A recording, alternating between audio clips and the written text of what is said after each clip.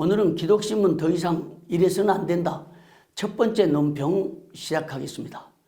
기독신문에서 총회장을 비판하는 기사와 사설로 전국교회 화제를 모은 바 있습니다. 일부에서는 기독신문의 기사 행태를 가리켜 항명사태라고 규정을 했습니다. 또 일부 노예에서는 기독신문을 폐간해야 한다고 하면서 폐간 헌안을 내겠다고 한 노예도 있었습니다. 총회 구성원들이 모인 곳곳에 기독신문 항명사태에 대한 이야기가 주제를 이루고 있을 정도입니다. 그럼에도 불구하고 기독신문 측에서는 이 기사가 항명사태가 아니라고 주장을 합니다. 그러면 왜 우리는 이 기독신문 기사와 사설을 항명사태로 규정하는가? 그 이유는 이렇습니다.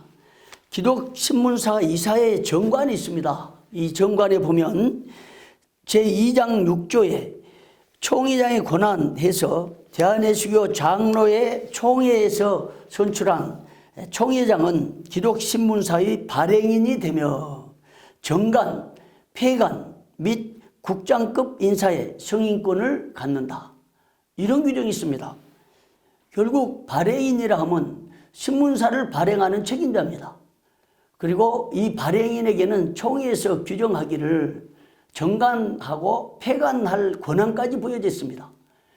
또한 국장급 인사의 승인권을 가지고 있습니다. 이런 막강한 권한을 가진 이 총회장, 이 발행인을 비판하고 나선다는 것은 있을 수 없는 일이죠. 더군다나 이 정관 1장 3조에 보면 신문 발행 목적이 나왔습니다. 신문 발행의 목적, 대한예수교 장로의 신조와 헌법에 따른 개혁주의적 신학 위에서의 복음 전파와 교회 및 교계 소식과 정보를 신속, 정확, 공정하게 전달하는 데 있다. 다시 말하면 기독신문은 교단지로서 교단의 소식을 그리고 일부 교계의 소식을 신속, 정확하게 전달하는 것이 발행의 목적입니다.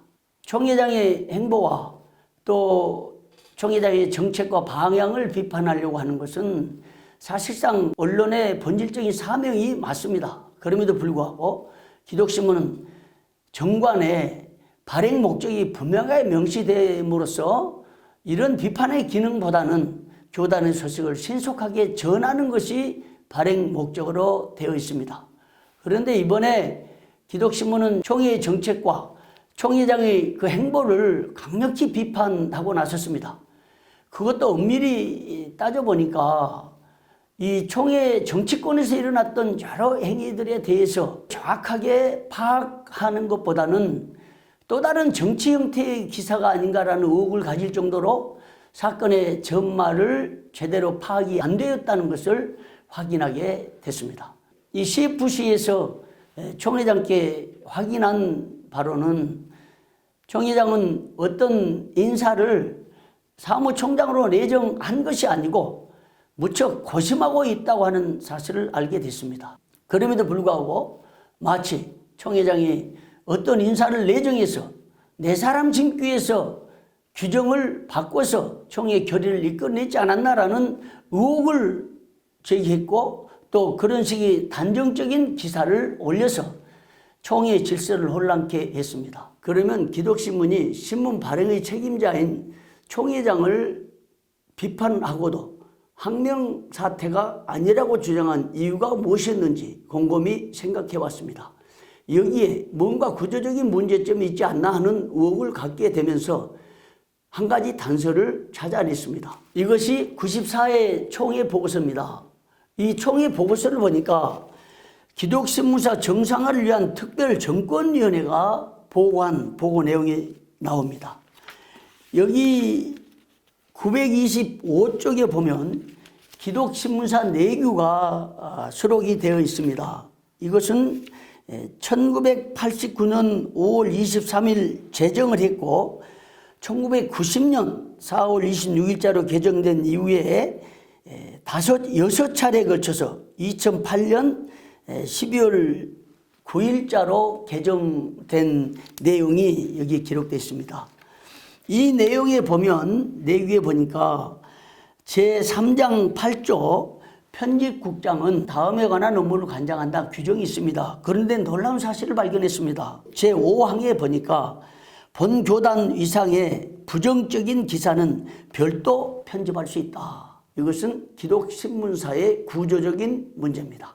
제가 이사회 임원들에게 이걸 확인해 봤더니 이사회 임원들조차도 기독신문사 내규가 따로 있다는 것을 알지 못한 것을 확인했습니다. 참 이건 기독신문의 구조적인 문제라고 보여집니다. 기독신문 내규가 있어서 내규에 이와 같은 비판을 할 수 있는 길을 열어놨다는 것이 중대한 문제입니다. 아마 추측키는 이 업무 내규에 의해서 부정적인 기사를 법적 근거에 따라서 편집하지 않았나 이런 생각을 합니다. 그런데 이 규정이 매우 부당한 규정입니다. 지금까지 최근에 벌어진 기독신문의 항명 사태에 대해서 구조적인 문제점 하나를 지적했습니다. CFC는 계속해서 기독신문의 재정 문제, 경영 문제, 인사의 문제, 지사의 문제, 그리고 제102회 총회 결의 내용 등 다양한 관점에서 기독신문 더 이상 이래서는 안 된다라는 주제로 논평을 이어가겠습니다.